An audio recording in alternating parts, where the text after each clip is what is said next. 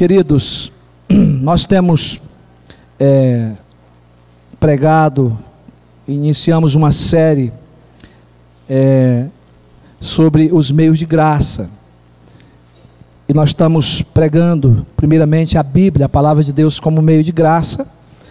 E domingo passado nós não demos continuidade, e vamos dar continuidade hoje, né? E eu queria que você pudesse só relembrar algumas coisas que nós expusemos aqui já, né? Nós usamos dois textos, que é o texto de Deuteronômio 32, 47, nós já tivemos expondo esse texto, já em 2 domingos. Hoje nós vamos estar expondo Hebreus 4, de 12 a 13, ainda não todo, em parte, tá bom? E o tema da série que nós estamos tratando é a importância da Palavra de Deus como meio de graça. Então, a importância da Palavra de Deus como meio de graça. É claro que não dá para abranger toda essa importância da Palavra de Deus, que a Bíblia é muito rica. Mas nós estamos desenvolvendo, né, alguns pontos que eu creio que são primordiais para a nossa vida cristã. Tá? Nós perguntamos, né, por que a Palavra de Deus é um meio de graça tão importante para os cristãos, para a igreja, para mim, para você, não é? E o mesmo texto de Deuteronômio vai nos responder, porque esta palavra não é para nós cristãos coisas vãs, sim a nossa vida, não é? E depois, querido, nós estivemos dando algumas razões por que a palavra de Deus, ela é para nós cristãos não é coisa vã, né? E sim a nossa vida, porque a palavra de Deus não é vã, não é jornal, não é qualquer livro escrito, ela é a palavra de Deus. Então, algumas razões. A primeira, porque foi escrita como meio de graça, para que possamos conhecer e cumprir os seus mandamentos, né? Tivemos pondo isso já. Segundo, porque foi escrita como meio de graça, para conhecermos o Deus revelado nela, o Deus que é o seu autor, né? Terceiro, porque foi escrita como meio de graça, para nos revelar o Salvador Jesus. E uma das frases que nós citamos aqui, que nós não temos como arrancar Jesus de Gênesis e Apocalipse. Se a mensagem não tiver Jesus como centro, não é mensagem, né? Então, a palavra de Deus tem que ser pregada, Jesus tem que estar presente em toda a palavra, em todo o culto, em toda a mensagem. Ela nos apresenta Jesus, né? E o quarto argumento, a quarta razão, é que essa palavra, ela foi escrita como meio de graça para ser um instrumento de Deus para a cura interior da alma, né? Nós estivemos tratando disso aí, eu acredito que foi o ponto fundamental aí da última palavra que nós trouxemos, né? Levando a entendermos essa necessidade de buscarmos essa cura para a alma na palavra de Deus, né? Enquanto muitas pessoas estão buscando aí nos cristais, nas pedras, né? No ocultismo, né? E muitas outras coisas, né? Bom, por que a palavra de Deus é um meio de graça tão importante para os cristãos? Então hoje é a segunda parte, Hebreus 4, vamos abrir a Bíblia lá, em Hebreus capítulo 4, de 12 a 13.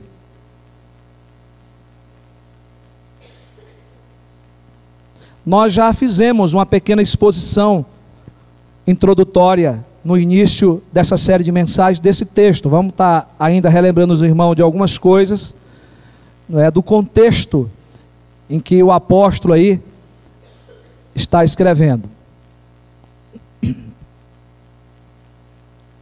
Capítulo 4, versículo 12 e 13. Vamos ler comigo? Fica muito bonito todo mundo lendo junto, né? Vamos lá.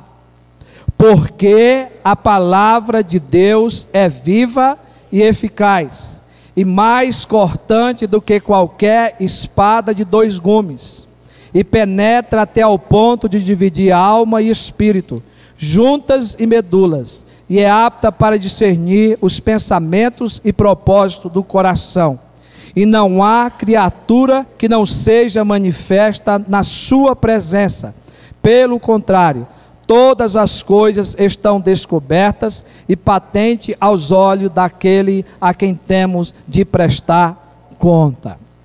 Bom, o segundo argumento que nós temos, porque a palavra de Deus é um meio de graça tão importante para nós cristãos, para a igreja, é porque ela é o instrumento de Deus que nos prepara para entrarmos no descanso eterno.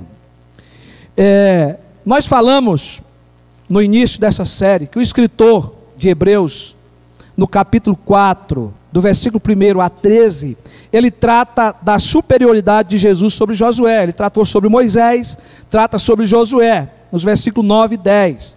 Ele vai destacar a necessidade que os seus leitores deviam ter de entrar no descanso que Deus prometera ao seu povo.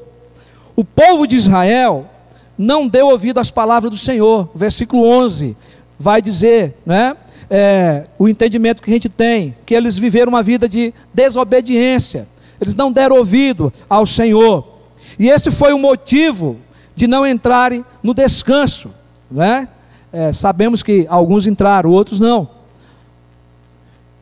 Ou ainda entrarão, né? Na volta de Cristo, né? Naquele dia que reinaremos com Cristo para sempre. Mas aqui, Josué é aqui apresentado como uma figura da história de Israel. Foi ele que levou o povo a entrar na terra de Canaã, que era um local de descanso para o povo de Israel. Era um lugar onde manava leite e mel, não um lugar de riqueza, um lugar de paz, né? Mas nós conhecemos a história, que esse povo buscou os outros deuses, né? Esse povo viveu em desobediência ao Senhor.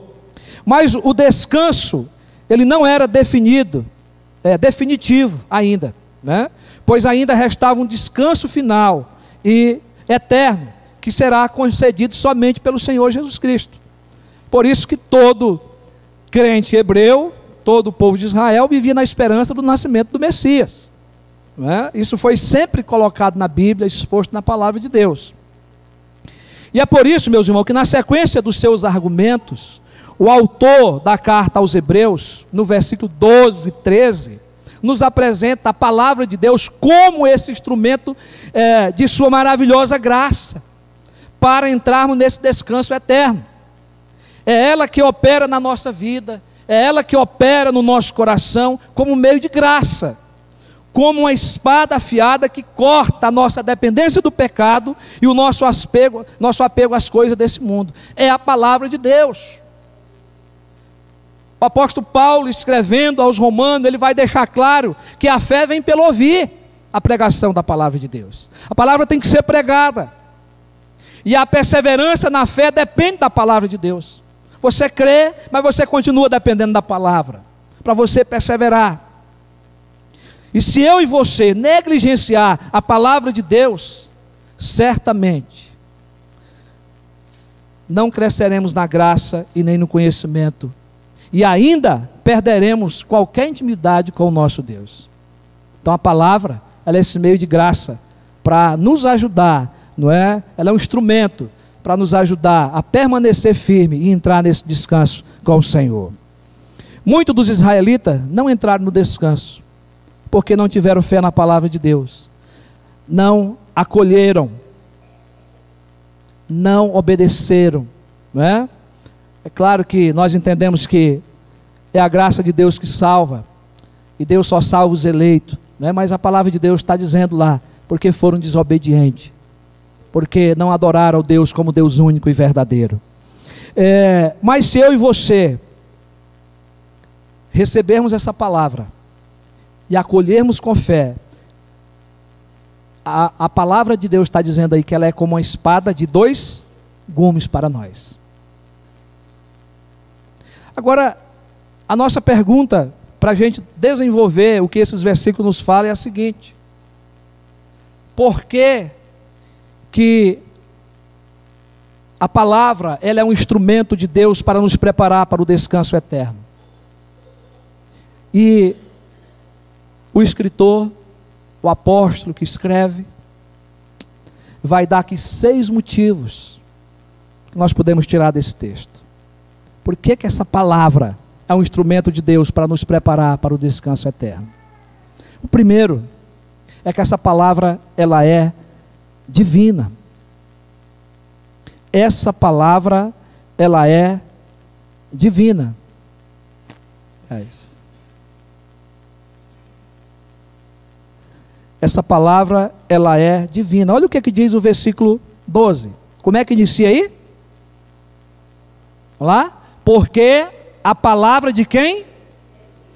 De quem?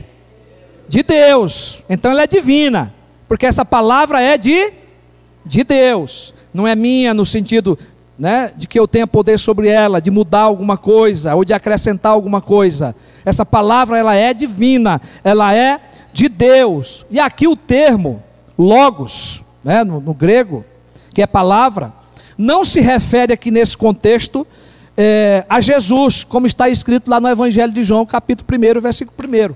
Mas o escritor usa aqui o logos, a palavra logos, não é? Se referindo à palavra falada de Deus. Tá?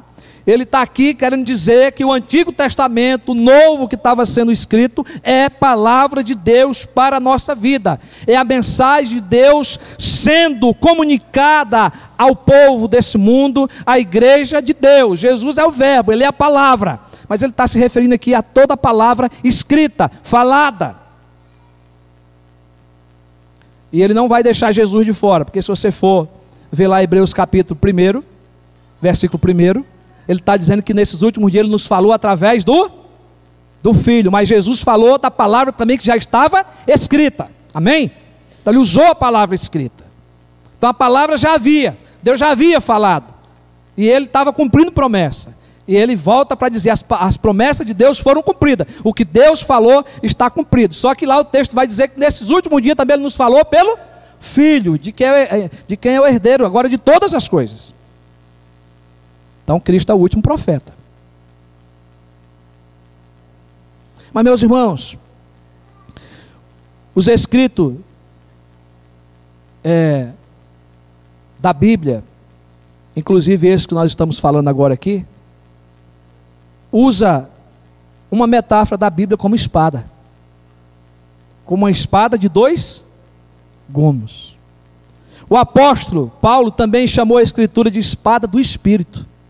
Lá no capítulo 6 de Efésios, versículo 17, ele usa também essa figura de espada, que tem poder de cortar, de dividir, de separar. Nós vamos trabalhar isso mais para frente, né, porque o texto vai trabalhar de forma mais grandiosa para nós. Mas a verdade descrita aqui, é que a palavra de Deus, ela é divina, em sua origem, na sua natureza e na sua finalidade. Deus tem um propósito quando Ele revela a sua palavra, quando a escritura é escrita, inspirada por Ele, vindo do Espírito Santo de Deus, na boca dos profetas, dos escritores, para que essa palavra fosse escrita, para que essa palavra chegasse até a nós.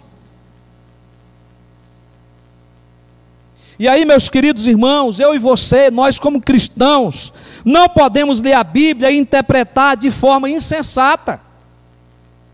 Isso é o que tem acontecido muitas vezes hoje. E o que o escritor aos Hebreus, ele alerta em toda essa carta, é o perigo da apostasia. E o que ele está nos ensinando é que um dia nós vamos enfrentar o próprio Deus. Porque a palavra é dele, emana dele, ele é a fonte da palavra. E no contexto desses versículos nós temos os capítulos dessa carta. E lá no capítulo 10, o versículo 31, ele vai dizer que horrível coisa é cair na mão do Deus vivo. Eu não quero isso para você e nem quero isso para mim. Mas ainda ele vai dizer no capítulo 12, 29, porque o nosso Deus é fogo consumidor. Então você não vai querer cair na mão do Deus vivo. Então nós temos que entender que essa palavra é divina, que essa palavra é de Deus. Eu contei já para os irmãos aqui, que um irmão muito querido meu, lá da igreja de Badibacite, um senhorzinho já de idade, tem dificuldade até de ler a Bíblia, mas um homem de Deus. Ele ficou muito valente, muito bravo com o patrão dele um dia, porque disse que a palavra era um livro qualquer, a Bíblia era um livro qualquer. E ele falou: eu vou provar para você que a Bíblia não é um livro qualquer. A Bíblia é a palavra de Deus. Ele foi lá no lixo, pegou um jornal, e veio brabo com o jornal na mão, e disse: olha, jornal todo mundo lê, todo mundo compra, mas para onde que o jornal vai? Para o lixo. Agora procura uma Bíblia no lixo. Na humildade dele, na simplicidade dele. Sabe por quê que ninguém joga a Bíblia no lixo? Porque a Bíblia é o livro de Deus, é a palavra de Deus. Meus irmãos, nós precisamos amar essa palavra, ela é divina.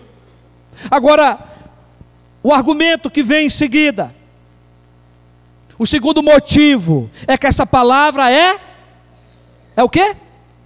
Viva. Olha o que o versículo diz: porque a palavra de Deus é viva. O termo grego aqui é zaó, e o significado é viver, ou estar vivo no grego. Então o que se ensina aqui é que a palavra de Deus é a fonte de toda a vida. A palavra de Deus, ela jamais acaba. Somente a palavra de Deus pode trazer vida a você, aos corações humanos. Só a Bíblia pode ressuscitar você, porque você está morto nos seus delitos e pecados. Essa é a situação que está o homem sem Deus. E Jesus foi o que nos ensinou sobre isso, afirmando aos seus discípulos em João capítulo 6, versículo 63. Ele diz: as palavras que eu vos tenho dito são espírito e são vida. Jesus não veio trazer outra palavra. Ele veio falar da palavra do seu Pai, do próprio Deus. Palavras que são espírito, que são vida, que vivifica, que transforma, que renova, te tira o pecador da lama, que está morto, e dá nova vida, dá nova esperança, perdoa os pecados, faz uma pessoa de bem, uma pessoa justa,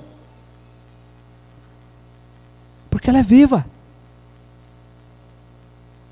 O judeu compreendia bem o que é uma palavra falada, pois para eles, quando se pronunciava uma palavra, não era um mero som com algum significado, mas sim uma força capaz de realizar alguma coisa.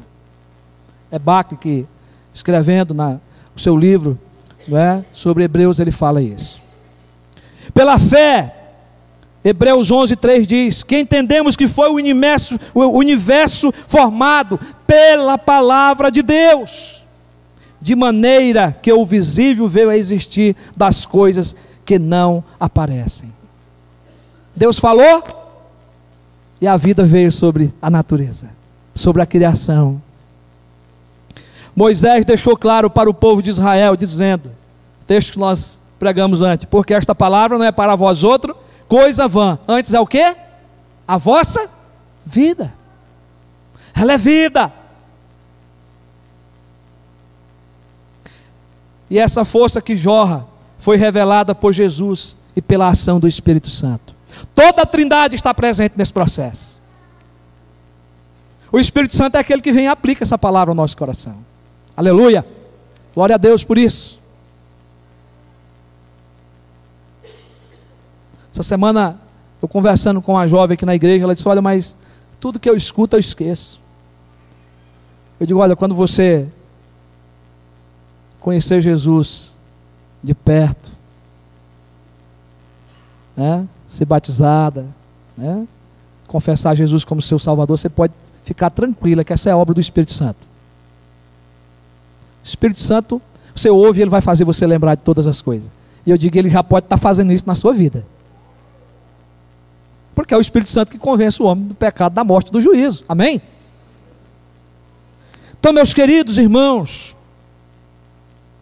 é muito importante reconhecer que essa palavra é viva. O primeiro mártir da igreja foi Estevão. E antes dele ser apedrejado, em seu discurso, ele disse, presta atenção, ele falando de Moisés, capítulo 7, versículo 38. É este Moisés que esteve na congregação no deserto, com o anjo que ele falou no monte Sinai, e com os nossos pais, o qual recebeu palavras vivas. Olha que coisa maravilhosa. Palavras vivas para nos transmitir. Ele está vivendo, irmão, muitos e muitos anos depois. Estevão está testemunhando: olha, o vosso pai Moisés, que esteve lá, ele recebeu palavras vivas, ele transmitiu palavras divinas, palavras vivas, palavras transformadoras. Mas o apóstolo Pedro também, ele nos faz lembrar, lá na sua primeira carta, no capítulo 1, versículo 22 e 23, olha o que ele diz. Ele vai falar lá, que nós fomos regenerados mediante a palavra de Deus. Ele diz, pois fostes regenerados, nascido de novo, transformado, né? Não de semente corruptível, que se corrompe, mas de semente incorruptível, que não se corrompe, mediante o quê? A palavra de Deus, mediante a palavra de Deus, a qual vive e é permanente. Palavra que vive, palavra que é permanente, que permanece, essa palavra é que regenera, é que transforma o homem e a mulher num novo homem. Então a palavra de Deus, ela é divina, essa palavra é viva, por isso que ela é um instrumento de Deus, para andar conosco, para nos ensinar até a volta de Cristo. Mas ainda, o terceiro motivo é que ela é eficaz, porque a palavra de Deus é viva e eficaz. Parece dizer a mesma coisa,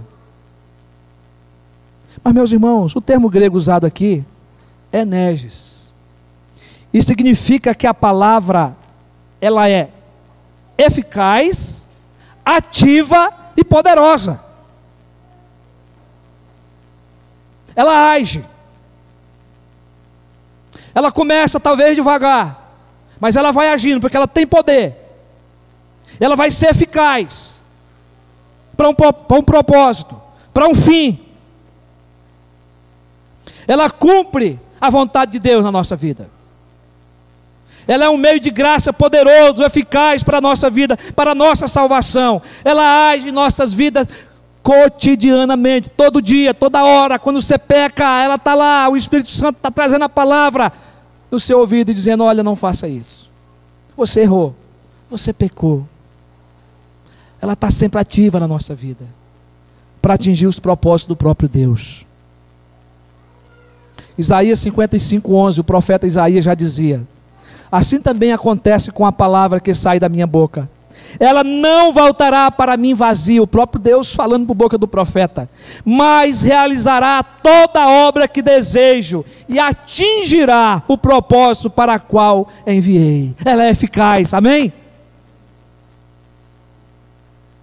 Quando eu penso no homem que eu era, porque eu sou hoje, quantas mudanças Deus tem feito na minha vida, ainda tem coisa para ser lapidada, mas a palavra é eficaz. Eu tenho certeza que eu vou entrar lá no céu perfeito. E se você, Deus não chamou você para a glória ainda, porque você tem que fazer muita missão ainda, pregar muito o evangelho, discipular muitas pessoas, e que tem muita coisa que Deus está santificando na sua vida ainda, transformando, mudando, porque na hora que você estiver alinhadinho, Ele leva você para a glória. Pensa assim. Mas meus irmãos, essa tradução é da Bíblia King James atualizada, tá? É uma tradução da nossa aí. Mas como que Deus fala, né? Deus usou o profeta Isaías para dizer, olha, essa palavra, ela tem poder, ela é eficaz, ela é ativa, ela cumpre com os meus propósitos, não é com o seu propósito nem com o meu, mas com os propósitos da palavra de Deus. Ela cumpre, meus irmãos, e nós temos que entender que ela precisa ser lida, ela precisa ser conhecida. Quando nós lemos a palavra, ela nos coloca em contato com Deus, ela nos coloca em contato com a santidade de Deus, ela nos coloca em contato com a justiça de Deus, ela nos coloca em contato com o seu amor, com a sua misericórdia. Agora, se você não lê, você não vai conhecer Deus. É aí que nós somos transformados, porque ela tem uma energia restauradora. E o salmista já dizia no Salmo 19, o versículo 7, a parte A, a lei do Senhor é perfeita e restaura o quê? A alma, cura interior e espiritual. É a palavra que tem esse poder, é a palavra que cumpre com esse propósito. E Jesus disse Em João 5,39, texto já citado aqui na primeira parte dessa série. Jesus disse: examinai as Escrituras, porque julgais ter nelas a vida eterna, e são elas mesmas que testificam de mim. Então você tem que conhecer Jesus, porque os propósitos da Trindade é manifestado na vinda de Cristo, na morte e na ressurreição. A redenção ela é feita porque Cristo se humilha até a morte, ele se entrega, ele cumpre a vontade do Pai, ele cumpre o conselho da Trindade, ele foi obediente e fiel até a morte, morte de cruz. Mas para me conhecer, eu preciso ler a palavra. O poder da palavra de Deus em criar todas as coisas é o mesmo poder que atua de forma viva e ativa na restauração do homem caído, do homem morto nos seus delitos e pecados. William Barclay, ele diz ainda algo para nos ajudar. Quando a Bíblia foi publicada, numa linguagem clara, ao alcance do homem da rua, ocorreu inevitavelmente a reforma. Coisa linda, né? Falamos tanto desse assunto agora, nos 500 anos da reforma, que um dos pontos fundamentais da reforma foi a volta à Bíblia, a palavra de Deus, a leitura da palavra de Deus.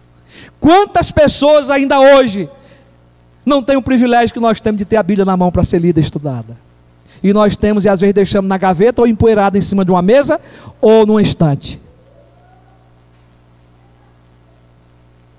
E ainda ele diz assim: quando o povo toma a sério a palavra de Deus, dá-se conta de que ela não apenas é objeto de estudo, leitura e dissertação, mas também é algo que deve ser levado a sério, levado a cabo. Meus irmãos, a gente precisa voltar a ter paixão pela Bíblia, pela palavra de Deus. Eu creio que essa eficácia da palavra de Deus ocorre na vida do eleito, para levá-lo ao arrependimento, à humilhação e a uma busca de uma vida de santificação. É isso que a palavra de Deus faz. E na vida do incrédulo, a palavra de Deus age, levando-os a se sentirem temerosos, com sentimento de culpa, e às vezes até um riso, um deboche das pessoas quando ouvem a palavra de Deus. Mas contudo, ao mesmo tempo, elas são sufocadas pelo poder dessa palavra de Deus. Porque a palavra de Deus tem esse poder. E Jesus disse lá em João 16:8: quando ele vier, o Espírito Santo convencerá o mundo. E aí eu gosto de Calvino, porque Calvino, quando ele vai falar desse texto aqui, ele comenta o seguinte: ele entendeu que Jesus falou em termos de aplicação geral da pregação do Evangelho, quando ele fala que o Espírito Santo convencerá o mundo. A palavra precisa ser pregada para que seu efeito eficaz aconteça na vida do eleito. Nós não sabemos quem são, então tem que ser pregada para todos.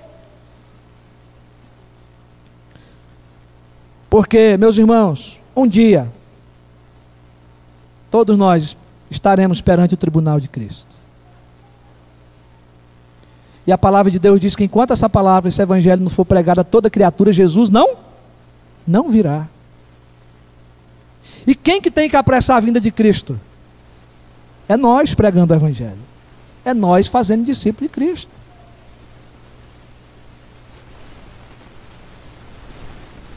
Quero ainda usar aqui um argumento de Calvino. Ele afirmou o seguinte: essa palavra é algo vivo e cheio de poder secreto, quando ele está falando da eficácia, a qual não deixa nada no homem que não seja tocado.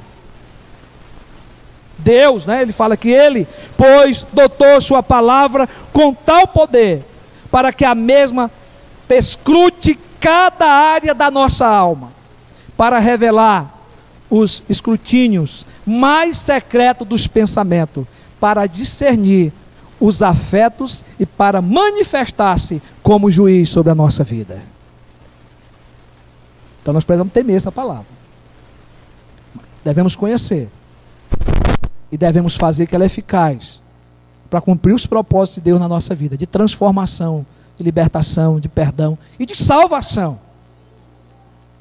Ela é o instrumento que vai nos guiar nessa caminhada até a glória. Então, meus queridos irmãos e irmãs, a partindo para a conclusão, para a aplicação até aqui nessa noite. Deus nos revelou a sua palavra como meio de graça. Aprendemos que ela é divina em sua origem, natureza e finalidade. Por isso que ela é viva, é a fonte da vida que jamais acaba.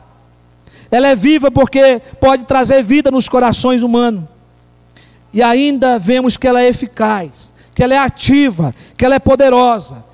Quando Deus fala, quando a palavra é pregada, ela cumpre com os seus propósitos para a salvação. Ela é eficaz. Por quê? Transforma e restaura o pecador. Então, só nos resta fazer duas coisas diante da palavra pregada até aqui. Nós precisamos receber essa palavra, aceitar essa palavra, e nós precisamos transmitir essa palavra. Então o desafio dessa mensagem nessa noite é que você leia a palavra, que você estude a palavra, que você procure interpretar a palavra, porque o Espírito Santo que habita em você, essa força, Ele é Deus, não é? Presente na sua vida, para te fazer compreender as Escrituras. Que Deus abençoe a sua vida, Deus abençoe o seu coração. Mas eu queria dizer para você que você tem uma oportunidade nessa noite de se entregar ao Deus da palavra, de você depositar a sua vida, a sua confiança no Deus da palavra, no Deus que enviou o seu Filho Jesus para salvar o pecador. Eu queria convidar a igreja a ficar de pé. Nós vamos estar orando. E se você deseja entregar a tua vida, a tua confiança a esse Deus da palavra, a esse Deus que revelou-se a nós através da palavra, uma palavra viva, uma palavra divina, uma palavra viva, uma palavra eficaz, ela vai continuar cumprindo os seus propósitos na sua vida até a volta de Cristo. Nós vamos orar, e você pode orar e dizer: Senhor, eu confio em Ti a minha vida, transforma a minha vida, habita na minha vida, transforma a minha vida. Você pode fazer isso orando nesta hora.